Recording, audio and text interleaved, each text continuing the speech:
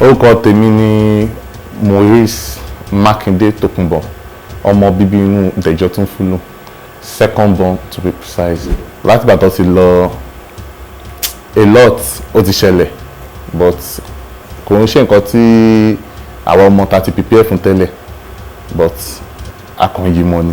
Láti ìgbà tí popsi mi ti kú, èèyàn tí mo lè sọ pé ó dúró tán kò ń ṣe èèyàn kan náà, but èèyàn tí mo ṣe lè sọ pé aké like in a week ta máa sọ̀rọ̀ time to time kúnlẹ̀ afford sinimá yẹn. Nǹkan tó kọ́ ṣẹlẹ̀ nínú sinimá yẹn ni pé ìgbà tí sinimá yẹn jáde, a lot of people wọ́n bá mi repost ẹ̀ because ẹ mọ̀ pé industry get cancers, but kúnlẹ̀ afford ọ̀ṣẹ̀ gudugudu méje ẹ̀yà mẹ́fà fún sinimá yẹn.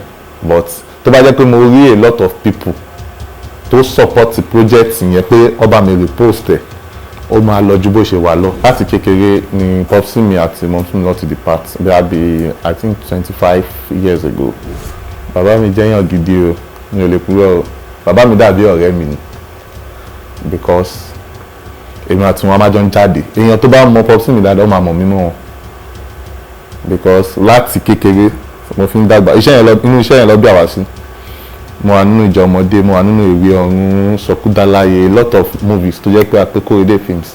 A lot of people wà tó jẹ́ pé ó dìde láti ara popsi mi tèmi mọ̀. Ìgbà tèmi ń dàgbà, a lot of stars nísìn tó jẹ́ pé wọ́n ti lórúkọ tó gbé pẹ̀lú wa tí mo mọ̀ tí mi ò lè máa dárúkọ. Ìgbà tí ọ̀ṣaláìsì gan, a lot of people sọ fún mi pé àwọn èèyàn máa gbé ọmọ wá láti tà tí mo jẹ́ expect pé ó máa ṣẹlẹ̀, but mo sọ fún wọn, mo fẹ́ fún ọgbà ayé kìíní kò lè ṣẹlẹ̀. Wọ́n sọ fún mi pé ọmọdé ni mí, kéèkì má wọ́rì, ó máa ṣẹlẹ̀ páwọn èèyàn máa dún, but lẹ́nu ìbáyìí kò sí nǹkan tó gbọ́mọ wá fún wọn. So real life kò ń ṣe bó ṣe máa ń ṣe nìyẹn, but real life nítorí character wọn àwọn èèyàn máa ń rò bí bó ṣe máa ń ṣe real life gangan nìyẹn.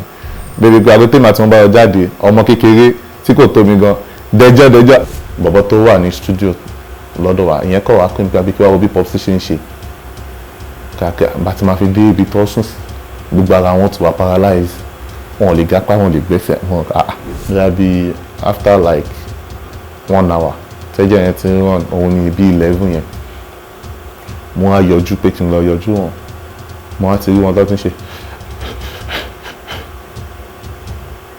Dókítà tó wà ní duty ẹnu pé night shift ni mo á sọ fún yẹn kàkà pé kó dìde ń tẹ fóònù, mo ní pé kó dìde pé kó lọ attend sí patient pé kò ń ṣe bí ẹni yìí ṣe ń mí tẹ́lẹ̀ lélẹ́yìí.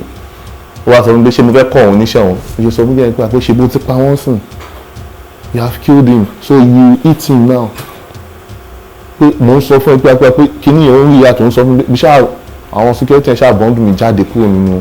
Ìgbà tí mo release movie yẹn ó dùn mí gan because àwọn kan ti rò pé bí ìgbà tí popsi kú pé àwa ọmọ bíi pé ó yẹ ká máa bẹ̀bẹ̀ láti jẹun, bọ̀ Ọlọ́run ṣe tiwa bẹ́ẹ̀, adúpẹ́ fọlọ́run. Popsi mi máa ń sọ fún mi pé àbó ti bá marry, èmi àti ìyàwó mi pẹ̀lú àwọn láṣọ máa gbé pọ̀, so ó ti wà ńlẹ̀ bẹ́ẹ̀. So gbogbo àwọn kíní ẹ̀ máa miss gbogbo àwọn kan, sí nǹkan bá ń dùn mí sùn kò sí èèyàn tí mo lè bá sọ́mọ́, I will just feel like mo jẹ́ wish pé pẹ̀sí wà alive o.